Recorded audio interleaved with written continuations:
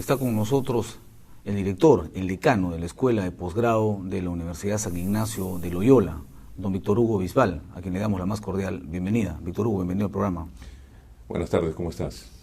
¿Por qué ustedes como escuela de posgrado son los emprendedores que forman emprendedores? La Escuela de Posgrado y la Universidad en su conjunto y toda la Organización San Ignacio de Loyola, desde su nacimiento, tiene esa visión de transformar el país vía una educación orientada fundamentalmente al emprendimiento y al desarrollo de profesionales que tengan esa visión para justamente generar riqueza para el país, con el objetivo de hacer redistribución a través de la creación de empresas que generen empleo productivo y decente para el país, y como una fórmula también de combatir con la pobreza, no solamente la extrema, sino la pobreza en general.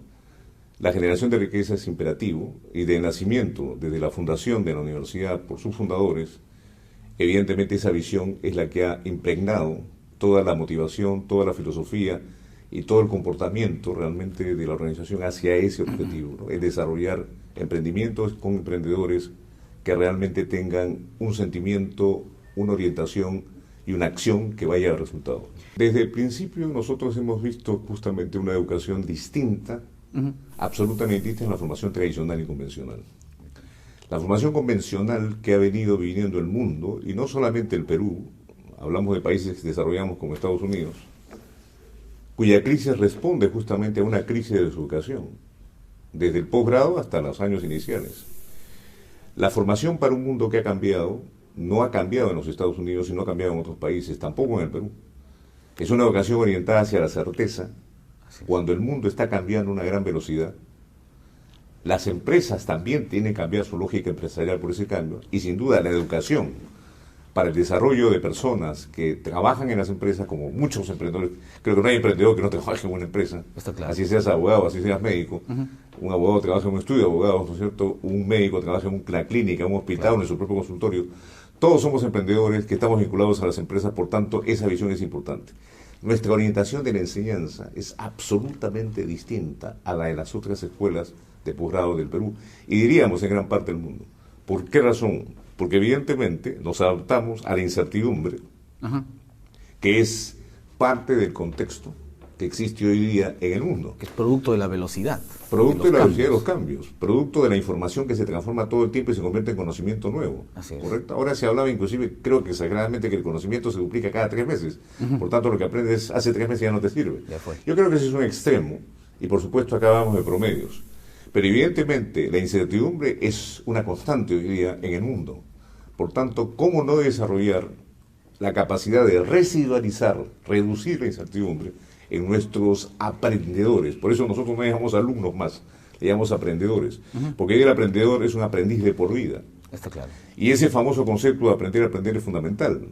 Pero sobre todo aprender a emprender en la persona su transformación personal, y en la empresa la transformación de la organización con una visión prospectiva de futuro, que es distinta a la clásica proyección del pasado para inclusive establecer tus pronósticos de ventas, tus pronósticos de resultados, entre otras cosas.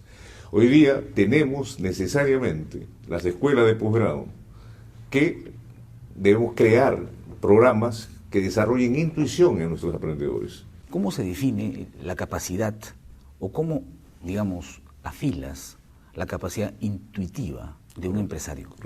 Pongo un ejemplo muy sencillo, ¿no es cierto? La educación convencional nos ha enseñado que 1 más 1 es 2, ¿no? Como si tomáramos una radiografía y la vida fuera una fotografía y una radiografía.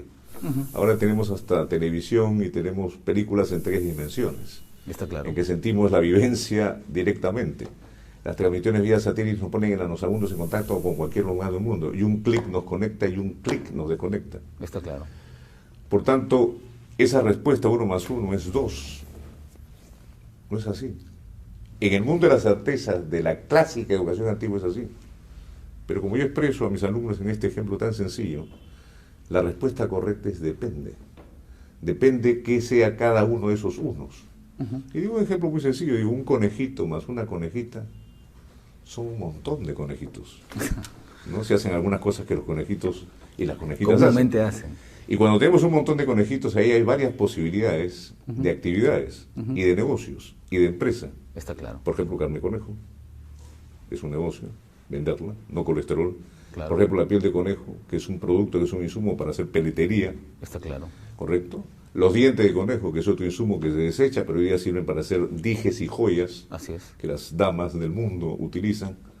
Las patitas de conejo que se utilizan para hacer llaveros y otros que lo consideran para la buena suerte, o sea, también, claro, para todos los públicos. parte de nuestra cultura. Inclusive la piel de la oreja del conejo sirve para hacer zapatitos de bebé, por ejemplo. Okay. Entonces vemos que 1 más 1, esa respuesta 2, que nos busca siempre en la búsqueda de la certeza y una verdad absoluta, en la vida real, eso no existe más. Por tanto, esa es una forma de hacerle pensar de manera crítica y entender que más allá de esa certeza hay que dudar de la certeza. Esa actitud de duda de la certeza es la que nos va a permitir precisamente el desarrollar intuición, y para eso tenemos una serie de mecanismos y una serie de programas. Fuera de eso, ese es un factor importantísimo, ¿cierto? Pero otro factor que es un fracaso de la educación es la fragmentación de la educación. El hecho de agarrar una actividad empresarial y segmentarla como si fuera pues un pedazo de queso que lo repartimos en partes para que la gente lo consuma. Pero esa fragmentación es producto de esa educación convencional. Claro, claro.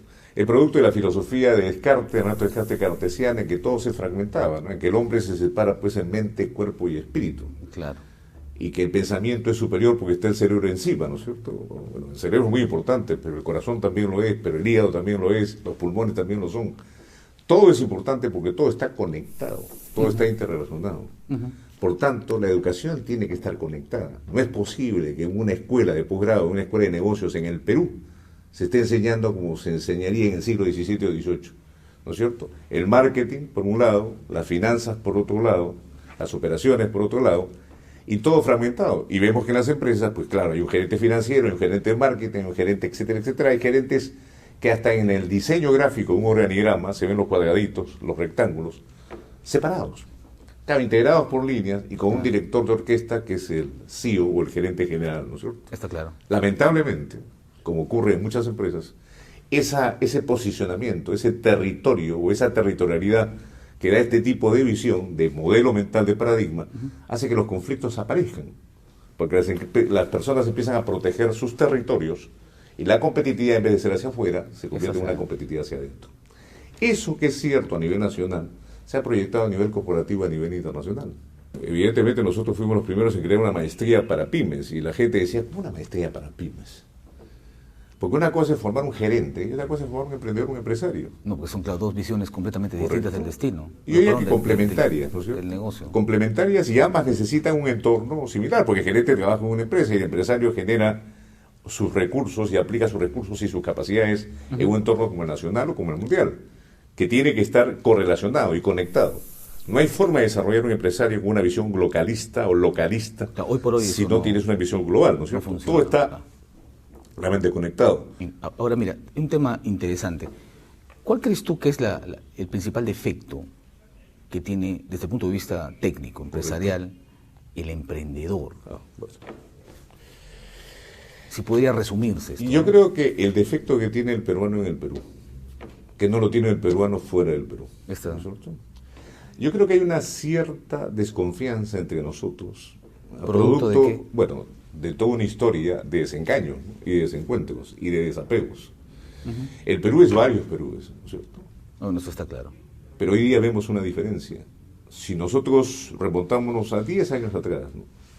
¿Cuándo podíamos ver a una pastorita guaracina, a una Vencia Mesa, no ser exitosa, ¿no es cierto?, en los programas de televisión peruanos, ¿no? Ellos no aparecían. O la cumbia peruana con el Grupo 5, los Yaipen, etcétera, etcétera. ¿Eso qué está marcando? ¿Eso qué está marcando? Eso está marcando realmente una transculturización del país y una aceptación de nuestras raíces, ¿no es cierto?, y una mezcla que eso realmente... es integración. Eso es integración, eso es sinergia, eso realmente es evolución. Mientras muchos años atrás el limeño, ¿no es cierto?, rechazaba ese tipo de manifestaciones culturales, hoy las acepta, porque las fuerzas propias de las capacidades y del propio desarrollo y elaboración de la cultura peruana ha permitido eso. Pero también, ¿no es cierto?, romper con ese paradigma de que tú eres diferente a mí, por tanto, como eres diferente a mí, te pongo al lado. Así es. Todavía está inserido, ¿no es cierto?, en nuestro ADN. Y por eso, entre la propia gente hay desconfianza, y eso evita justamente la integración total y la aceptación total que permitiría justamente un mayor avance. Amigos, fue el decano de la Escuela de Posgrado de la Universidad San Ignacio de Loyola, don Víctor Hugo Bisbal. Ya volvemos.